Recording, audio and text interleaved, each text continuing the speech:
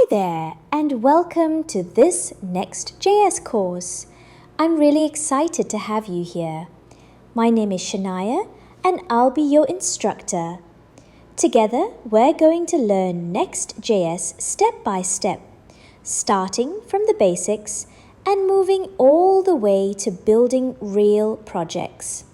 This course isn't just about theory. We'll be building multiple hands-on demo projects, so by the end, you'll be confident using Next.js in your own apps. Now, before we dive in, there's one thing you should know. Next is built on top of React, so you'll need some basic React knowledge to follow along.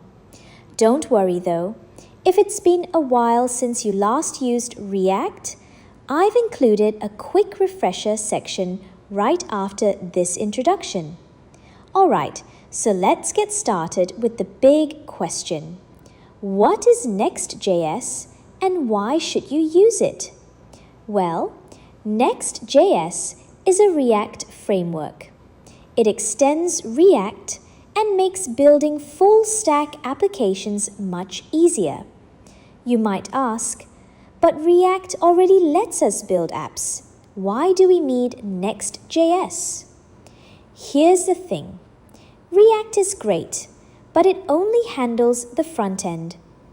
When you want to build a complete app with data fetching, user authentication, form handling, and server-side rendering, React alone isn't enough. That's where Next.js comes in.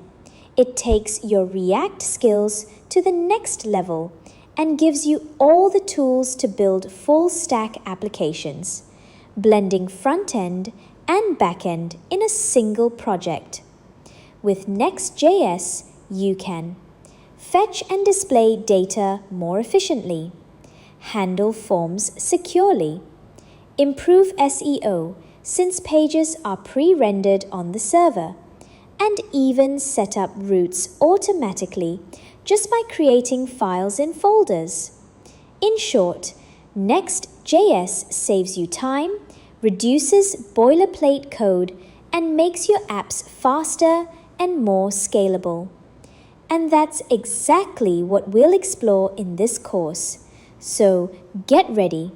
By the end, you'll know how to build amazing full-stack React apps with Next.js. Let's jump right in.